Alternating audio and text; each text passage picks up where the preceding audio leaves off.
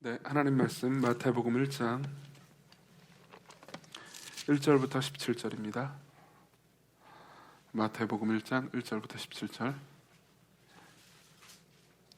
제가 봉독해 드리도록 하겠습니다. 하나님의 말씀을 들으십시오. 아브라함과 다윗의 자손 예수 그리스도에게 보라.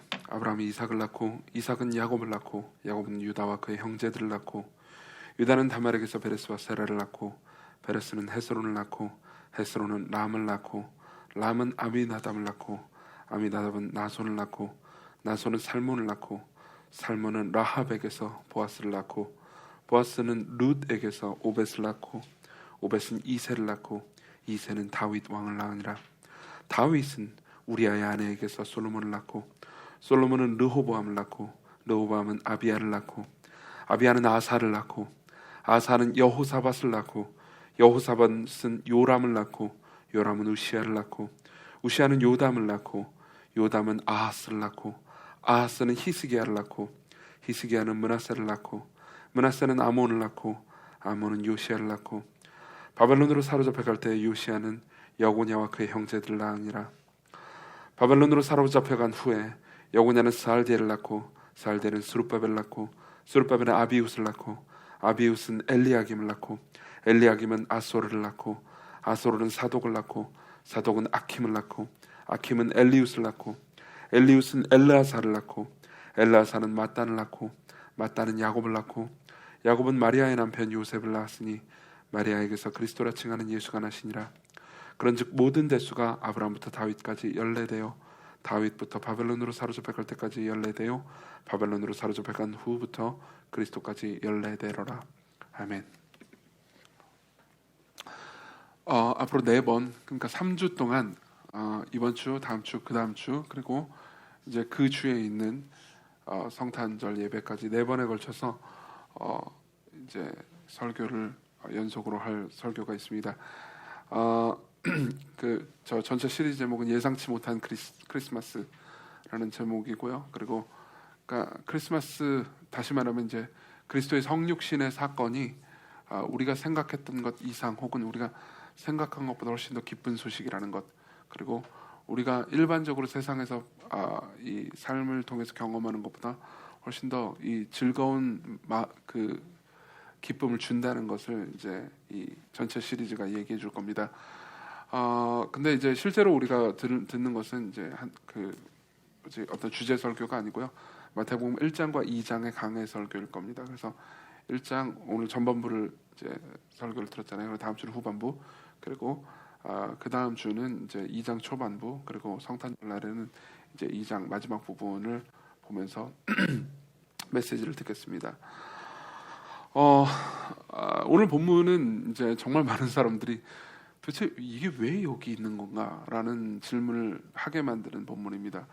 저도 옛날에 이제 성경을 읽으면서, 성경을 읽을 때 보통 이제 사람들이 권유를 받는 게 신약 성경부터 읽으라는 권유를 받잖아요.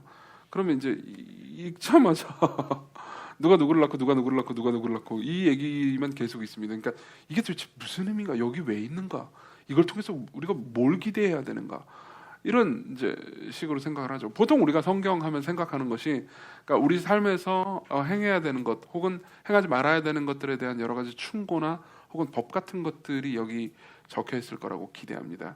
그러고 나서 이제 뭐 착하게 살아라 이 얘기부터 이제 딱 1절부터 나올 줄 알았는데 예수 그리스도의 족보부터 얘기를 해준다고 해놓고선 그 다음에 그냥 누가 누구를 낳고 뭐 이름도 이게 되게 생소한 사람들 이야기가 쫙 나열돼 있죠.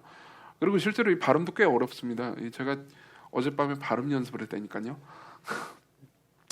그러니까 이제 전체 읽을 때 발음도 어려운 사람들의 이야기가 이야기도 없어요, 심지어. 그죠? 그냥 이름만 잔뜩 기록되어 있는 거죠. 이게 도대체 무슨 의미인가 싶을 수 있습니다. 그렇지만 이제 제가 그 마태복음 그 본문을 주석할 때 항상 참고하는 굉장히 훌륭한 주석가가 있습니다. 프레데릭 데일 브루너라는 주석가가 있는데, 이 사람이 이제 이 그 본문을 주석하면서 이런 표현을 씁니다. 저는 굉장히 공감합니다. 뭐라고 말하냐면, 마태는 재미없는 족보를 복음 전도로, 하나의 출생 이야기를 하나님의 사람들의 이름을 수록한 가족 사전으로 만든다, 이렇게 이야기를 합니다. 잠깐만요. 이 이야기가 복음이래요. 그리고 또 이 이야기가 가족 사전이랍니다. 이게 무슨 의미일까요? 이 의미를 좀 이해하기 전에 먼저 복음에 대해서 다시 한번 좀 이야기를 하려고 합니다. 그러니까 제가 여러 번 이야기했기 때문에 여러분들이 아는 이야기이기도 하지만 그래도 또 한번 이제 짚고 넘어가죠. 복음은 율법과 어떻게 다릅니까? 교리적, 성경적 용어로는 우리는 복음과 율법이라고, 율법과 복음, 복음과 율법이라는 단어를 쓰고요. 그리고 뭐 이걸 이렇게도 표현할 수 있겠습니다. 그러니까 복음은 뭐 율법은요, 죄송해요. 율법은 명령이나 충고입니다. 근데 복음은 뭐겠습니까? 소식입니다. 보통 이제 좋은 소식이라고 말하죠. 우리는 계속해서 삶을 살면서 이 두 가지를 계속 듣습니다. 예를 들면 여러분들이 뉴스를 봅니다. 뭐 보통은 이제 포털 사이트를 통해 가지고 뉴스를 보죠. 뉴스를 볼 때 여러분들은 그러니까 율법을 들을 때가 있고요. 그리고 복음을 들을 때가 있습니다. 예를 들면 여러분들은 뉴스를 딱 봤어요. 뉴스를 보는데 여러분들에게 계속해서 어떤 충고나 조언이나 혹은 뭐 명령들이 쏟아집니다. 지금 방역 단계가 몇 단계가 됐으니까 여러분들은 반드시 방역 수칙을 지켜야 됩니다. 마스크를 꼭 쓰고 다니십시오. 손을 씻으세요. 사람들을 만나지 마세요. 어디도 가지 마세요. 연말에 집에 계세요. 이 모든 것들은 뭐죠? 율법입니다. 그러니까 뭘 해야 된다라는 거죠. 충고입니다. 그럼 소식은 뭔가요? 소식은 이런 겁니다. 예를 들면은 미국의 어느 회사에서 백신을 만들었습니다. 그리고 이 백신이 아주 잘 듣는답니다. 뭐 90몇 %의 효과로 사람들에게 항체를 가지게 만들었습니다. 혹은 뭐 한국의 어느 회사에서 치료제를 만들었습니다. 이 치료제의 성능이 상당히 좋고 좀 있으면 이제 임상 시험을 다 통과해가지고 이제 승인이 날 거랍니다. 그러면 상용화될 수 있을 겁니다. 이거는요 명령이나 충고가 아닙니다, 맞죠? 소식입니다. 그리고 기쁜 소식이죠. 우리를 기쁘게 만드는 소식이죠. 물론 소식도 나쁜 소식이 있죠. 코로나가 계속해서 확산되고 있고 사람들의 확진자가 또 늘어나고 있습니다. 이것도 소식이죠. 이건 우리의 마음을 슬프게 하거나 두렵게 합니다. 근데 어떻게 되죠? 백신이 개발됐습니다. 치료제가 개발됐습니다. 그러면 어떻게 되죠? 우리 마음을 기쁘게 하죠. 그럼 기쁜 소식입니다. 그리고 항상 이 기쁜 소식은요, 율법과 복음은 늘 연결되어 있거든요. 그런 것처럼 기쁜 소식과요, 충고 혹은 명령은요, 늘 연결되어 있습니다. 자, 보십시오. 이렇게 백신이 개발됐습니다. 우리나라가 이 백신을 도입하기로 했습니다. 그러면 이 기쁜 소식은요, 어떤 걸로 이어지죠? 명령으로 이어질 겁니다. 그러니까 여러분들 백신을 맞으십시오. 그렇죠? 이 백신을 맞으십시오. 그러면 여러분들은 코로나 바이러스에 걸리지 않게 될 겁니다. 그렇죠? 명령과 소식은요, 연결되어 있습니다. 서로 분리되어 있지 않아요. 그렇죠? 마찬가지로 우리가 읽은 이 본문 자체에는 명령이 없습니다. 맞죠? 그렇지만 이 본문 안에는 소식이 있습니다. 다만 이제 우리가 이런 것들은 생각을 해볼 수가 있어요. 여러분들이 예컨대 백신 관련 소식이 있는 뉴스를 봤다고 해봐요. 근데 보자마자 이게 기쁜 소식인지 나쁜 소식인지 전혀 모를 정도로 의학 용어만 계속해서 난무하는 뉴스라고 해봅시다. 가끔가다 보면 이제 그런 뉴스가 있죠. 의학 용어나 내가 못 알아듣는 말이 너무 많아가지고 전혀 이해할 수 없는 이 말로 점철돼 있는 뉴스가 있는 경우가 있죠. 그러면 이게 나한테 좋은 소식인지 누구한테 좋은 건지 이게 무슨 업자들한테 좋은 건지 모든 사람들한테 좋은 건지 이게 실제로 나한테 좋은 건지 나쁜 건지 알지도 못할 때가 있잖아요. 종종 그럴 때가 있습니다. 마찬가지로 여러분들이 족보를 볼 때도 그런 비슷한 심정인 겁니다.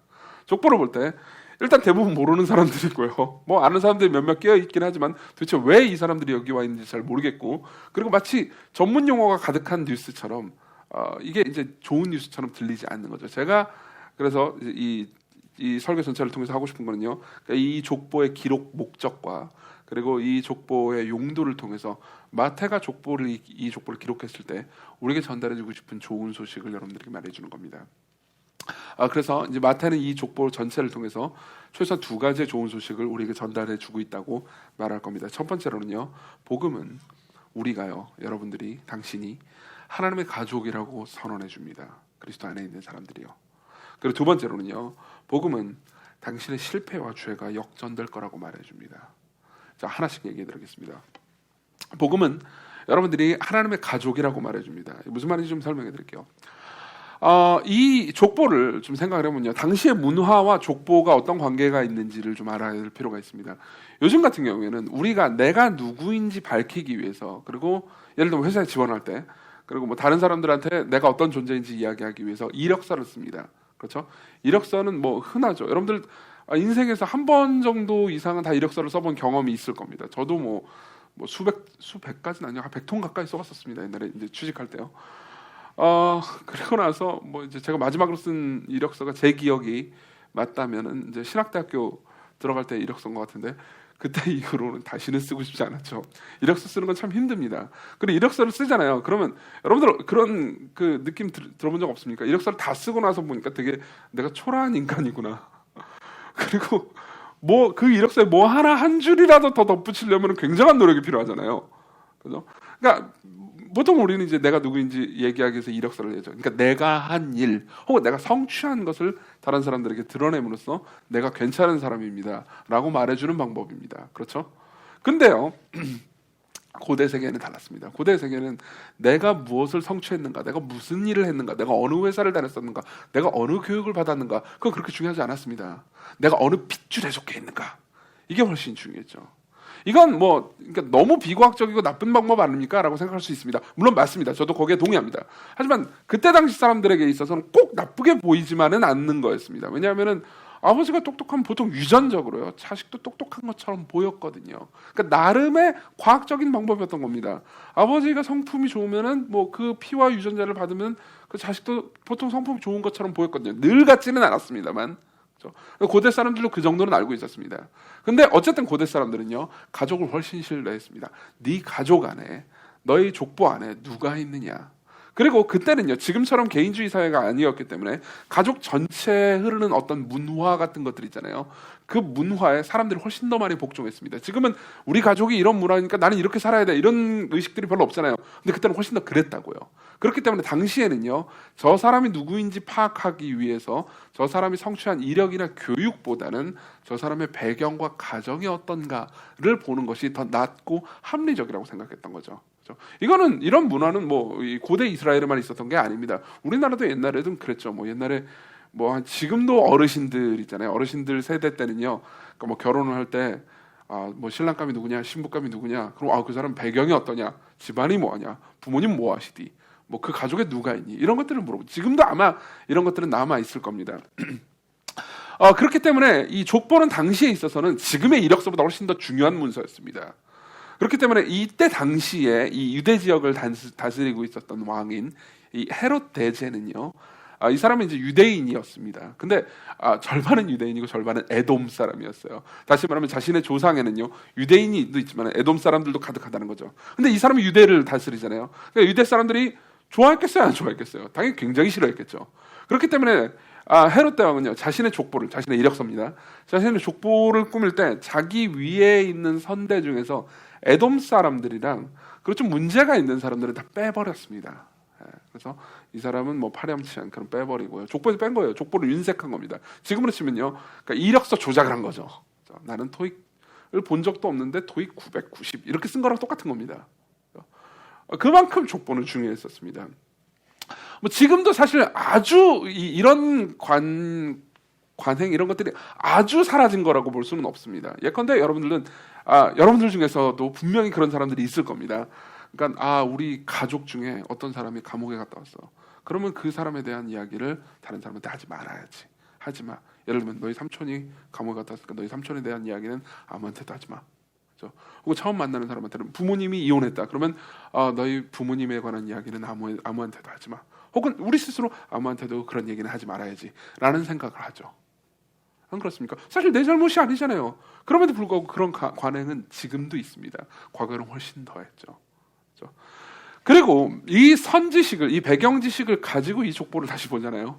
그럼 이 족보는요, 고대 이스라엘 사람들이 보기에는, 그리고 이스라엘뿐만 아니라 다른 여러 국가들이 보기에는, 특히 구약 성경을 이해하고 아는 사람이 보기에는요, 굉장히 충격적인 족보였습니다.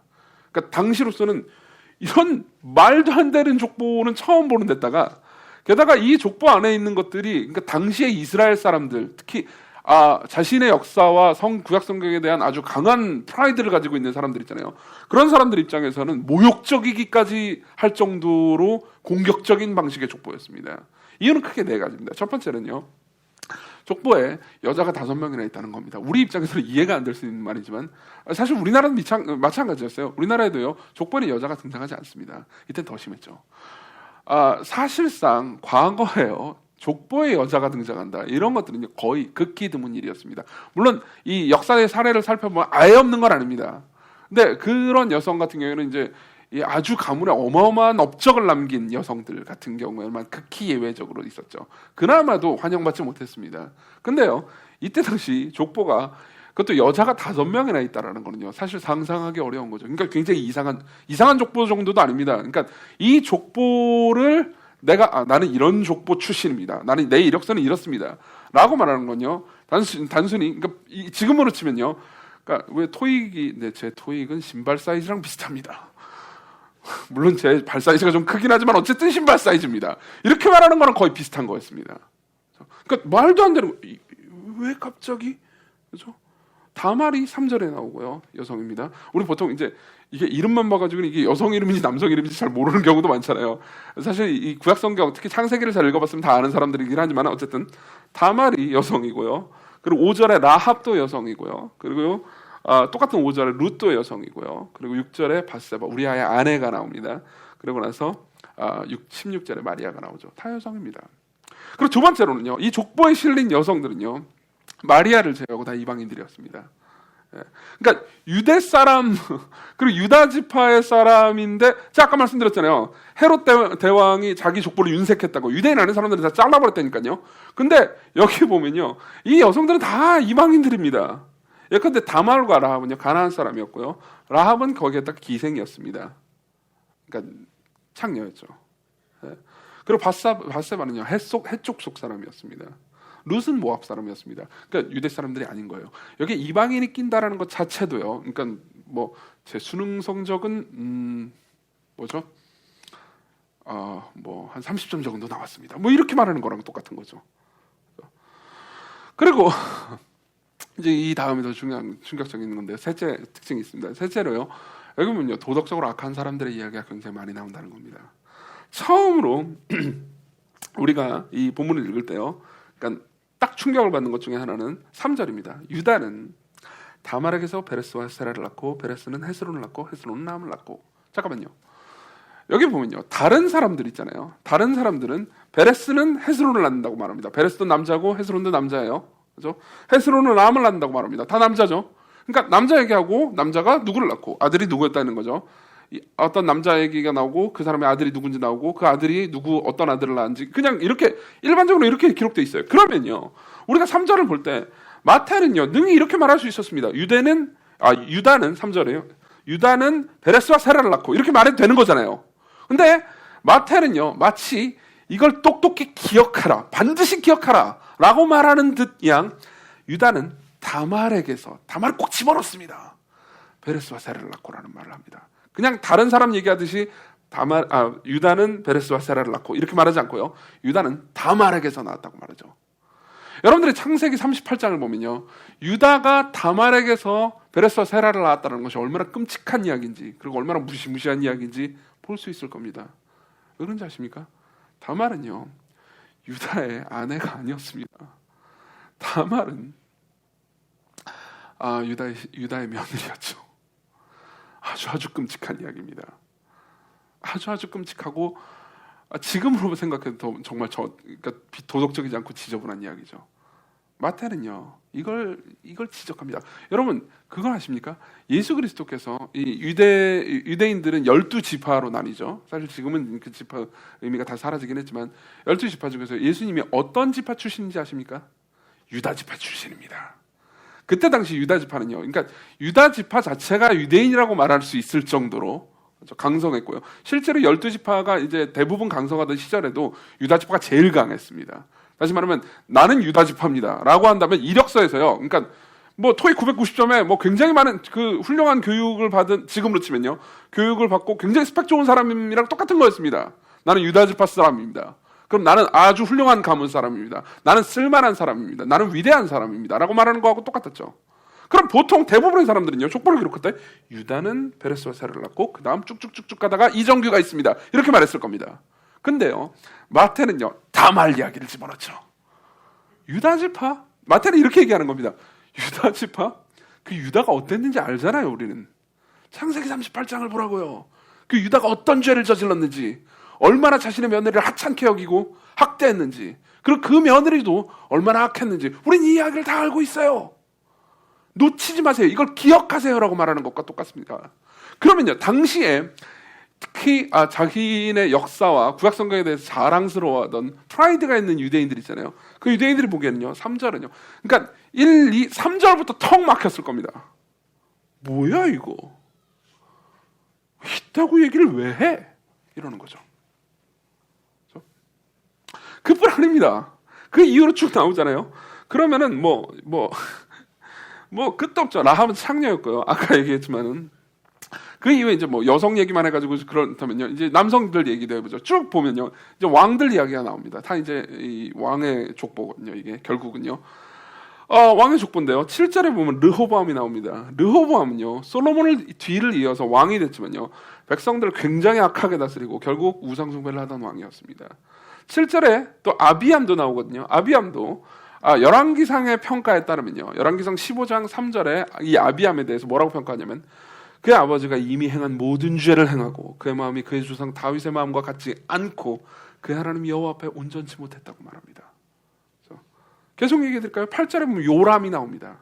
요람에 대해서 열왕기 하는 뭐라고 평가하냐면 이렇게 평가하죠. 그가 이스라엘 왕들의 길을 가서 아합의 집과 같이 하였으니 아합은요 아주 이스라엘의 대표적인 악한 왕입니다. 이는 아합의 딸이 그의 아내가 되었습니다. 그가 여호와 보시기에 악을 행하였더라. 9절에 보면 아하스가 나옵니다. 아하스에 대한 성경의 평가는 열왕기하의 평가는 이렇습니다. 그의 조상 다윗과 같이 하냐며 그의 하나님 여호와께서 보시기에 정직히 행하지 아니하고 이스라엘의 여러 왕의 길로 행하여 또 여호와께서 이스라엘 자손 앞에서 쫓아내신 이방 사람의 가증한 일을 따라 자기 아들을 불 가운데로 지나가게 하여 뭐라고요? 자기 아들을요 불에 태워서 제사를 지냈대요. 몰렉신이라는 이방신을 섬기는 우상숭배죠. 그 우상숭배를 할 때의 의식이었습니다. 또 산당들과 작은 산 위의 모든 부분 나무 아래에서 제사를 드리며 분향하였더라. 그 이후에도요. 제가 하나하나 다 짚어드리진 않지만 므낫세나 아몬이나 이런 사람들 전부 다 악한 왕들이 산더미처럼 쌓여 있습니다. 이미 3절을 짚고 넘어간 사람들은요. 지금 그때 당시 1세기에 이 족보를 처음 보는 사람, 특히 그 유대 역사나 구약 성경에 되게 익숙한 사람들 있잖아요. 그럼 이미 기분이 굉장히 나빴을 겁니다. 이 모든 왕들을 얘기할 때 왕들의 나쁜 점들을 지적해가지고 말하는구나 라는 생각이 들었죠. 자, 그럼 네 번째로 넘어가죠. 네 번째로 이 족보를 볼 때 가장 대부분의 사람들이 그때 당시요 충격을 받을 만한 말은요 6절에 있습니다. 6절을 봅시다. 이새는 다윗 왕을 낳으니라. 잠깐만요.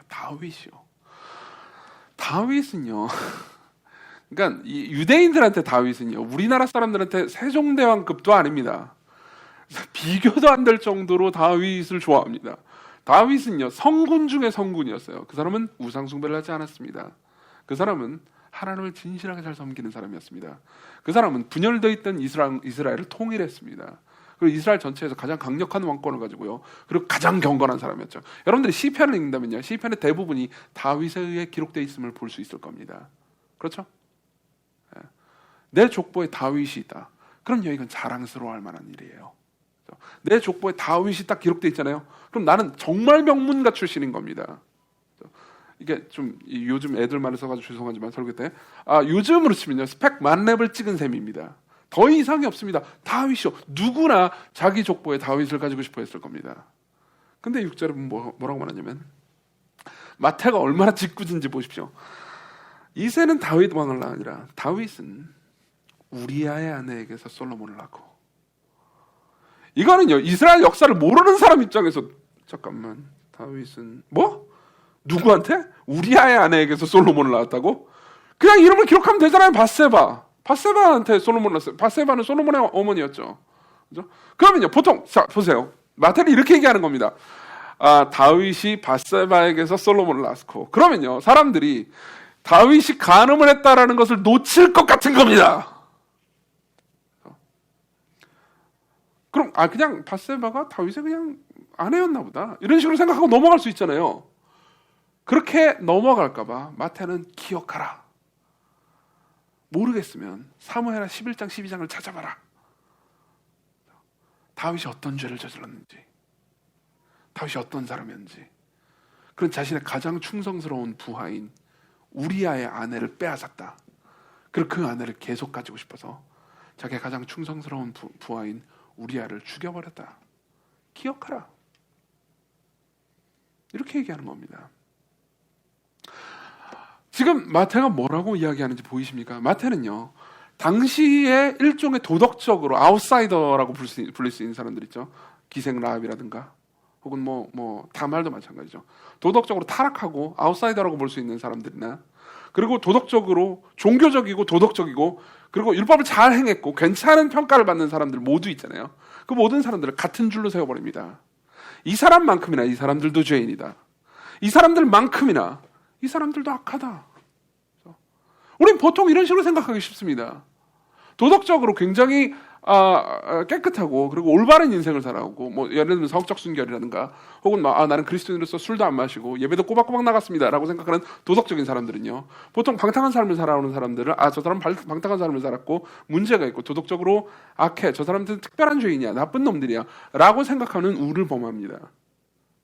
반대로 도덕적으로 이렇게 좀 방탕하거나 그럼에도 불구하고 뭔가 사회적 의식이 있고 그리고 사회가 옳아야 된다고 생각하고 공평과 평등이 있어야 된다고 생각하고 약자들을 돌봐야 된다고 생각하는 사람들은요, 저런 사람들이 바보들이고 보수들이고 그냥 보수 정도가 아니고 보수 꼴통들이고 나쁜 놈들이라고 생각하면서 서로를 무시하는 경향이 있습니다. 근데 마태는 뭐라고 말하는 겁니까?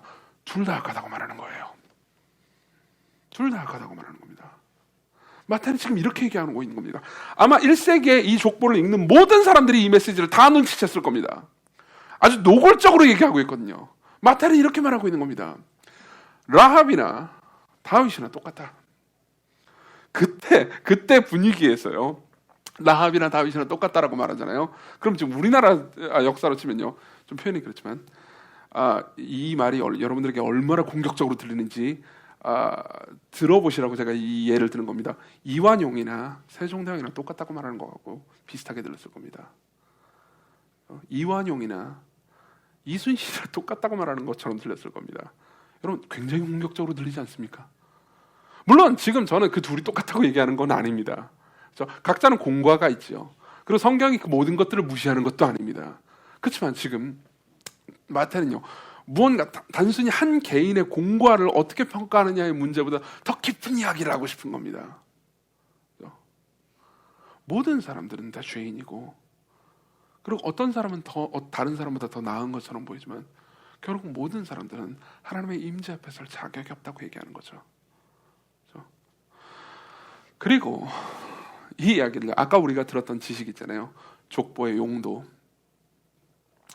족보의 용도를 생각하면서 이 이야기를 다시 한번 생각하잖아요. 그럼 우린 또 한 번 놀라게 됩니다. 1절, 아브라함과 다윗의 자손, 그 다음 뭐라고 말하죠? 예수 그리스도의 계보라. 무슨 말이죠? 이게 예수 그리스도의 족보고 예수 그리스도의 이력서라는 겁니다. 그리스도께서 자신의 이력서를 우리에게 이렇게 보여주는 겁니다. 내가 이 사람들과 한 가족이다. 내가 이 사람들과 한 가족이다.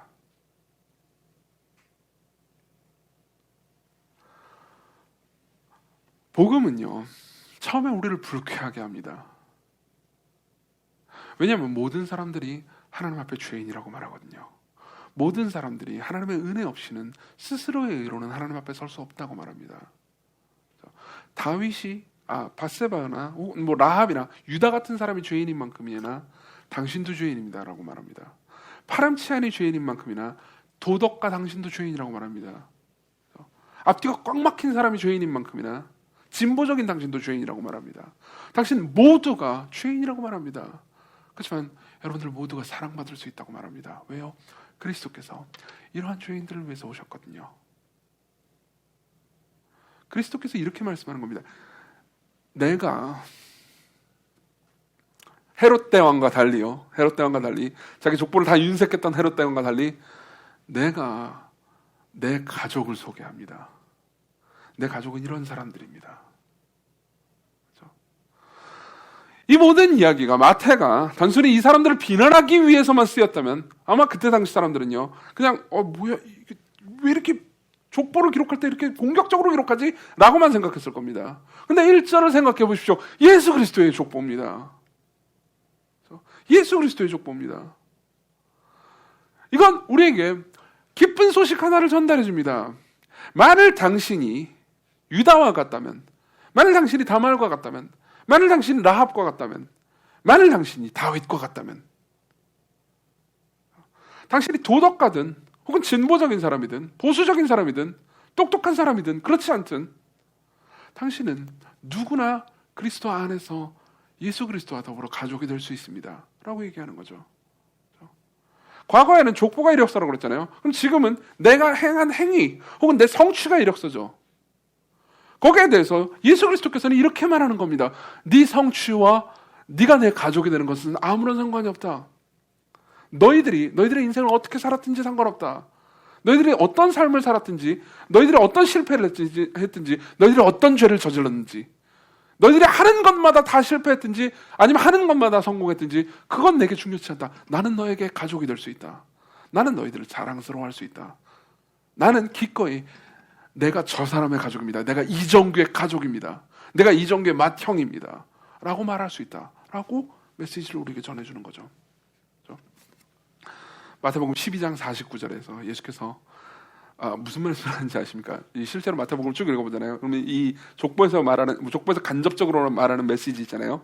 이 족보에서 간접적으로 말하는 메시지를 예수 그리스도께서 아예 직접적으로 말씀하십니다. 사람들이 와가지고요 예수님한테 이렇게 얘기를 해요. 예수님, 당신의 동생들과 당신의 형제들하고 당신의 모친이 저기 있습니다. 당신 가족들이 저기 왔으니까 가보십시오라고 얘기를 합니다. 그러니까 예수께서는요 뭐라고 말씀하시냐면 누가 내 모친과 누가 내 형제들이냐. 그래서 제자들을 가리키십니다. 참고로 제자들은 별로 잘난 사람들이 아니었어요. 그 중에서는 세리도 있었고요. 마태죠. 세리는 당시에 역적 취급받는 사람이었습니다. 아마 마태는요 그때 당시 굉장히 큰 감동을 받았을 겁니다. 예수께서 마태를 비롯한 세리와 죄인들을 가리키면서요 예수님이 제자들을 가리키면서 이렇게 말씀하십니다. 손을 내밀어 제자들을 가르쳐 이르시되 내 어머니와 내 동생들을 보라. 이들이 내 가족들이다. 무슨 의미입니까? 마리아하고 내 동생들은 가족들이 아니라는 말입니까? 그렇지 않죠. 그렇지 않죠. 족보에서 말하는 거하고 똑같은 메시지를 우리에게 전달해 주는 겁니다. 내가 이들의 가족이다. 그렇죠? 여러분들은 뭐라고 말하는 겁니까? 내가 당신의 가족이다. 내가 너의 가족이다. 하나님께서 그리스도 안에서 여러분들에게 이렇게 말씀하시는 겁니다. 내가 내 아들 안에서 너를 가족으로 받는다. 내가 내 아들 안에서 너를 자랑스러워한다. 내가 내 아들 안에서 너를 기뻐한다. 많은 사람들은요 예수 그리스도를 믿는 믿음으로 우리가 받는 것이 그저 지옥에 안 가고 천국에 가는 거라고만 오해합니다. 근데 그리스도 안에서 우리가 받는 구원은요 그 이상이에요. 여러분들이 가족이 없습니까? 여러분들 중에서 가족이 없는 사람들도 있을 겁니다. 부모를 잃었고요. 그럼 아직 결혼하지 않은 아주 젊은 사람일 수도 있죠. 그렇다면 예수 그리스도께서 여러분들에게 지금 뭐라고 말씀하시는 겁니다. 내가 네 가족이다. 내가 네 남편이다. 내가 너의 맏형이다. 내가 너의 전부다. 너는 가족이 없지 않다. 나와 성부 하나님과 성령 하나님이 너의 가족이다. 온 세상이 다 죽는다 하더라도, 온 인류가 다 죽는다 하더라도 뭐 그럴 리는 없겠지만요 우리에게는 최소한 성부, 성자, 성령 하나님이 우리의 가족이라고 말할 수 있습니다.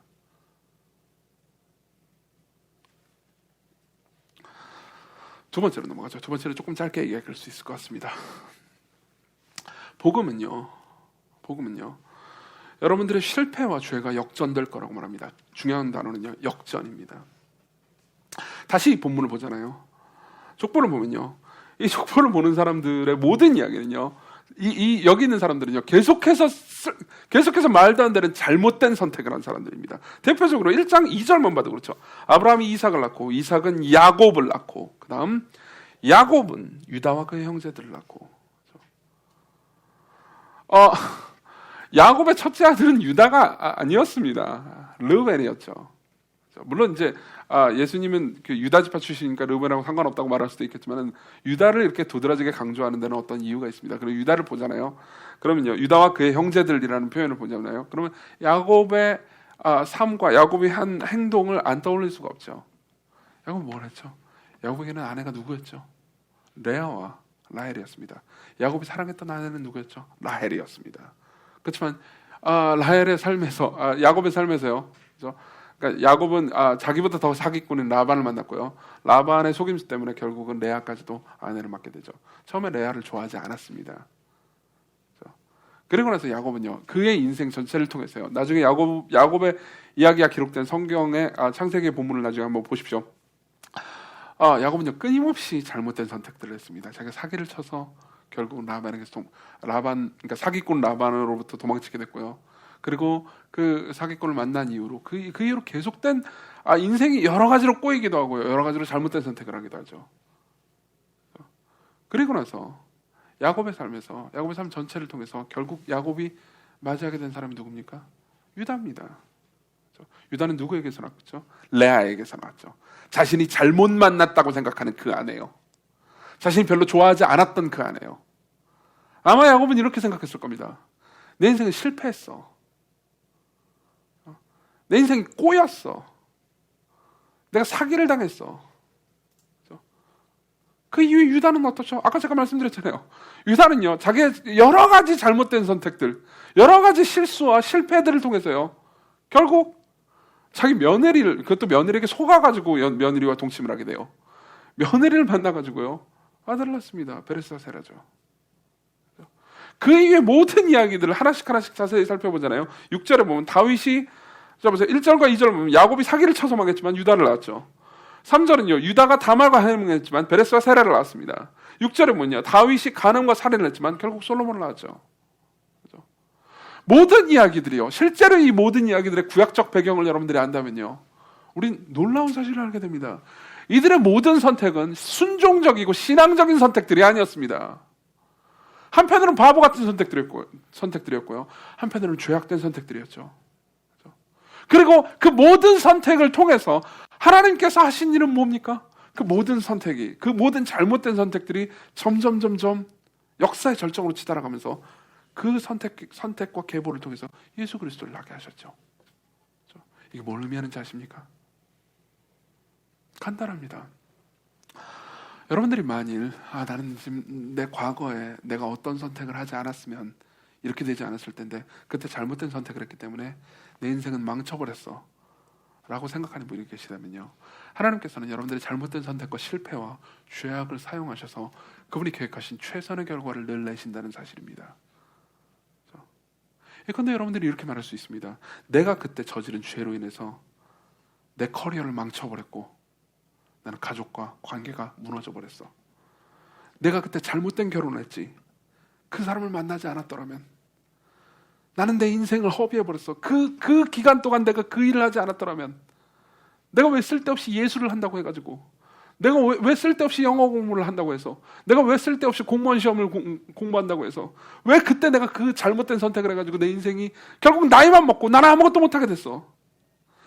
내가 애를 잘못 키웠지. 그래가지고 지금 내 애가 지금 졌다고요. 내가 애를 망쳐버렸어. 혹은 내가 그때 그 녀석하고 헤어지지 말았어야 됐는데, 그래서 아직까지 싱글이잖아.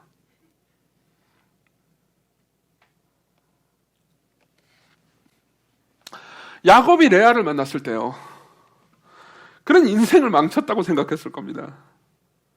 그렇지만 야곱이 인생을 망쳤다고 생각한 레아의 결혼을 통해서 태어난 예수 그리스도는요, 플랜 B가 아닙니다. 차선책이 아니에요.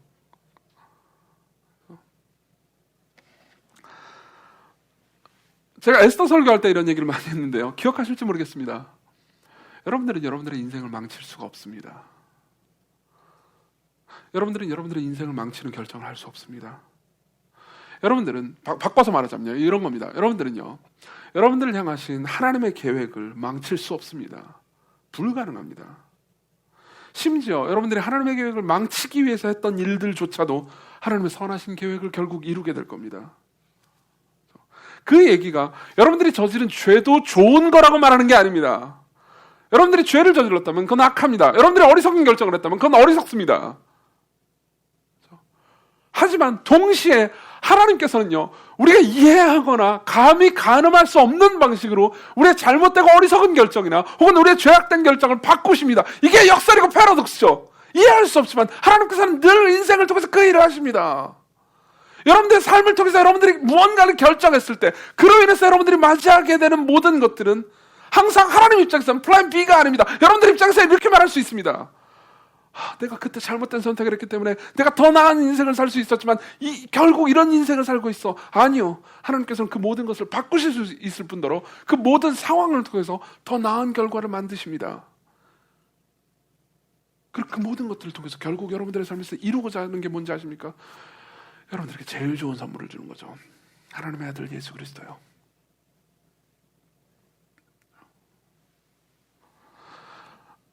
여러분들이 저지른, 저들 포함해서요, 때로는 바보 같은 결정이나 때로는 죄악된 결정이요, 여러분들의 삶에서 여러분들의 이름을 잊혀지게 만들 수도 있습니다. 내가 그때 잘 선택했다면 내 이름이 지금 날렸을 텐데, 내 이름이 그 회사에 남았을 텐데, 내 이름이 어떤 사람들에게 기억됐을 텐데. 근데 여러분들이 잘못되고 어리석은 선택을 했기 때문에 이름이 잊혀질 수도 있습니다. 혹은 여러분들이 잘못되고 악한 선택을 했기 때문에 여러분들의 이름이 악명으로 남을 수도 있죠. 그때 그놈이 그런 짓을 했어요, 나쁜 자식.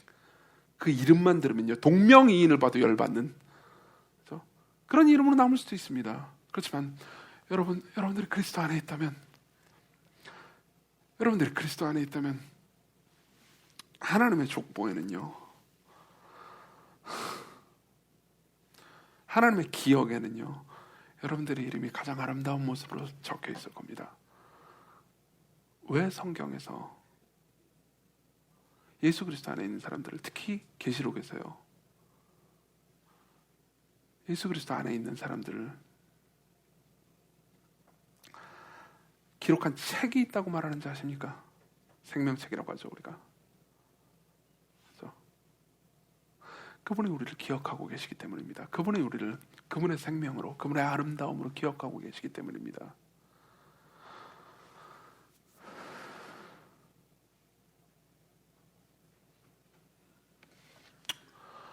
그리고 하나님께서 저와 여러분들이 저지른 모든 바보 같은 결정들과 그리고 모든 나쁜 행동들을 사용하셔서, 혹은 그걸 바꾸셔서 결국 예수 그리스도의 영광을, 그리고 우리의 구원과 우리의 영광을 주시기 위해서요, 그리스도께서 모든 천사들과 사람들에게 찬송과 존귀를 받아 마땅하신 그리스도께서 이 땅에 오셔서 모든 오명을 뒤집어 쓰셨습니다. 마태복음의 큰 주제들 중에 하나는요, 그분의 이름이 더럽혀지셨다는 겁니다. 그 주제가 처음부터 그냥 족보부터 나옵니다. 그분은요, 괜찮은 집안에서 태어나기로 결정하지 않으셨습니다. 그분은 괜찮지 않은 사람들을 제거하는 족보를 만들지도 않으셨습니다. 우리 다윗같이 그냥 내버려두면 괜찮은 사람의 죄도 일부러 들춰내는 방식의 족보를 기록하셨죠. 그래서 우리에게 말합니다. 너희들이 어떤 상황에 처했든, 어떤 죄를 저질렀든, 어떤 실수를 했든, 어떤 실패를 경험했든, 나는 너의 형이다. 나는 너의 남편이다. 나는 너의 진정한 가족이다. 그리고 그러한 오명을요, 마태복음 전체를 통해서 보면요, 계속해서 뒤집어 쓰는 것을 우리가 볼 수 있습니다. 마태복음 9장 10절, 예수께서 마태의 집에서, 마태는요 참고로 세리예요. 그때 아까도 말했지만 세리는요 그때 당시 매국노 취급을 받았습니다. 창녀나 세리나 다를 게 없었어요, 사람들 입장에서는. 그리고 마태는요 아마 이때 굉장히 큰 위로를 받았을 겁니다.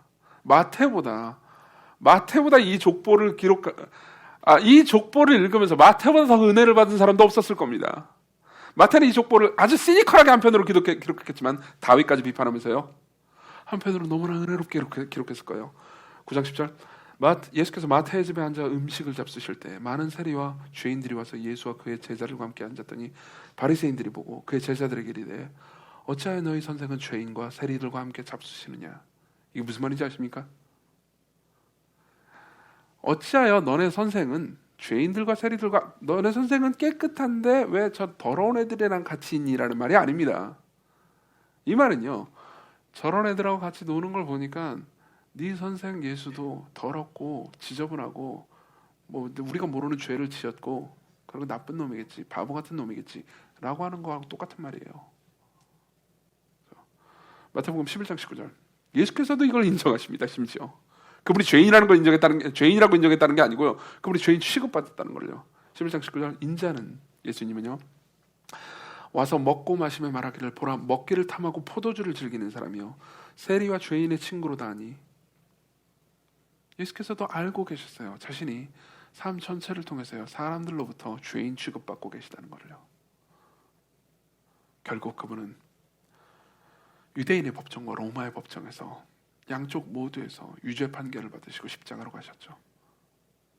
그리고 마태는 그 모든 것의 절정을요, 27장에서 이렇게 기록합니다. 예수 그리스도께서는요, 심지어 성부 하나님께로부터도 죄인 취급을 받으셨다고요. 마태복음 27장 49절, 예수께서 말씀하십니다. 나의 하나님 어찌하여 나를 버리셨나이까.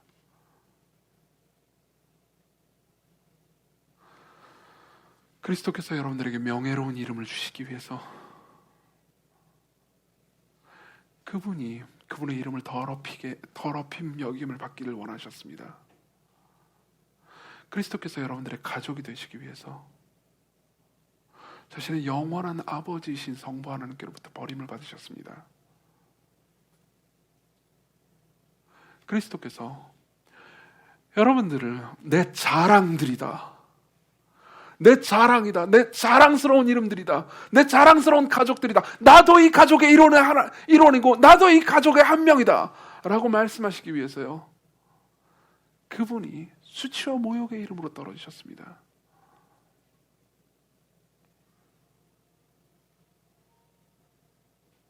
적용을 해보죠.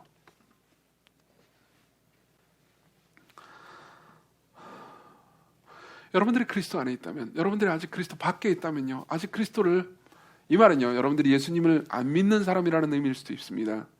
여러분들이 아직 예수 그리스도와 그분이 하신 일에 대해서 아직 의심하고요, 그리고 여러분들이 아직 예수 그리스도를 마음의 주와 구주로 영접하지 않으셨다면 그리스도께로 오십시오. 여러분들은요, 세상에서 절대로 받을 수 없는 종류의 사랑을 영원토록 받게 될 겁니다. 세상은 이런 종류의 사랑을 주지 못합니다.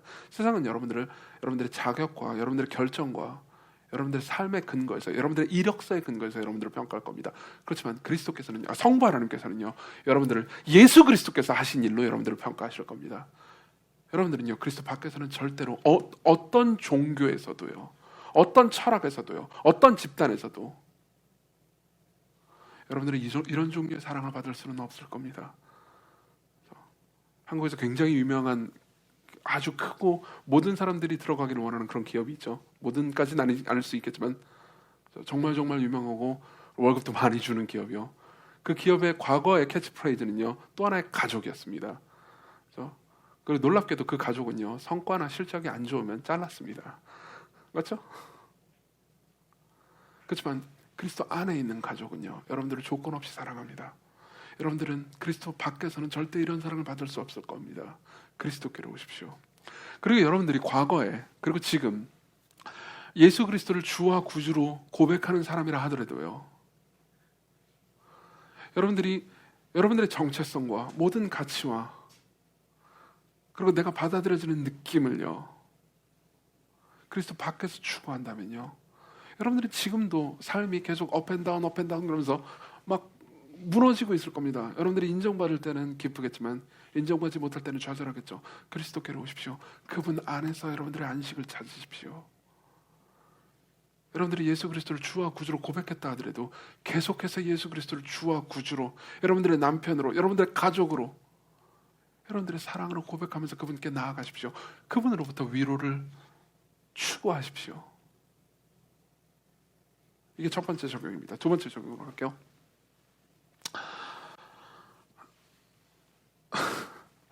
여러분, 이 모든 족보의 이야기는 구약 교회의 이야기와도 같습니다. 그렇죠? 교회는 신약에만 등장한 게 아니에요. 구약 교회에도 있습니다. 지금과 같은 제도화되고 조직화된 교회의 모습은 절대 아니었지만 어쨌든 구약 사람들도 하나님을 따르는 사람들은 구약 교회죠. 그럼 이 말은요, 신약 교회 똑같다는 의미입니다.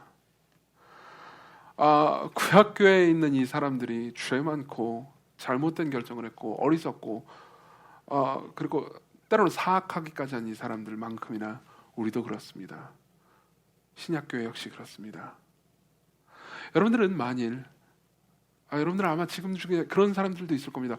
여러분들 중에 만일 교회의 사악함과 교회 더러움과 교회 잘못된 결정과 교회 어리석음 때문에 화가 나신 분이 계십니까? 교회 때문에 분노하신 분이 계십니까? 계실 거라고 생각합니다. 우리 교회로 이사 오신 분들도, 옮기신 분들도요, 과거의 교회에서 그런 경험이 있으신 분도 계시겠죠. 그렇죠? 그리고 우리 교회라고 다르지 않을 겁니다. 우리 교회도 저를 포함해서요, 모두가 죄인이니까요. 그렇지만 여러분 기억하십시오. 그리고 이 말이 여러분들에게 어떻게 들릴지 모르겠습니다만 여러분 기억하십시오. 그리스도께서 그런 교회를 자신의 가족으로 여기셨다는 사실을 기억하십시오. 그리스도께서 여러분들이 미워하는 사람들과 여러분들이 싫어하는 사람들과 여러분들이 생각할 때 어리석다고 생각하는 사람들과 여러분들이 생각할 때 말도 안 되는 짓을 벌이는 사람들을 그분의 가족으로 여기셨습니다.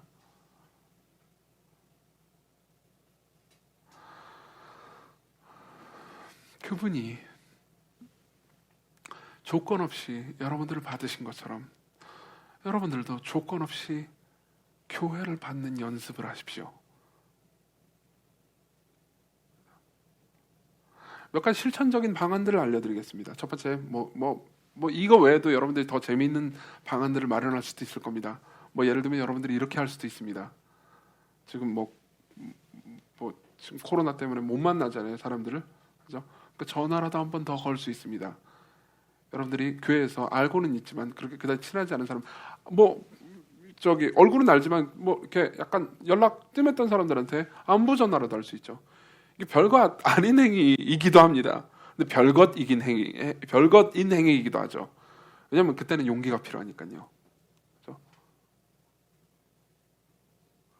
그리고 누군가를 돕는 겁니다.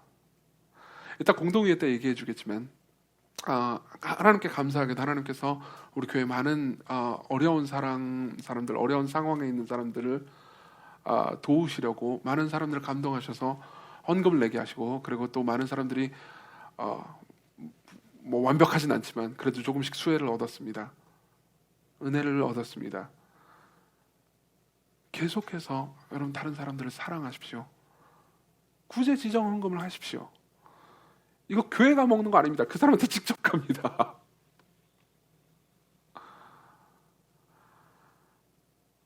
무엇보다 특히 12월에요. 하나님께서 그리스도 안에서 여러분들을 어떻게 받으셨는지를 생각하십시오. 하나님께서 그리스도 안에서 여러분들을 어떻게 자랑스럽게 여기는지를 지속적으로 생각하십시오. 그리고 그 안에서 쉼을 누리십시오. 우리 같이 찬송가는 아니고요, 찬양을 하나 부릅시다.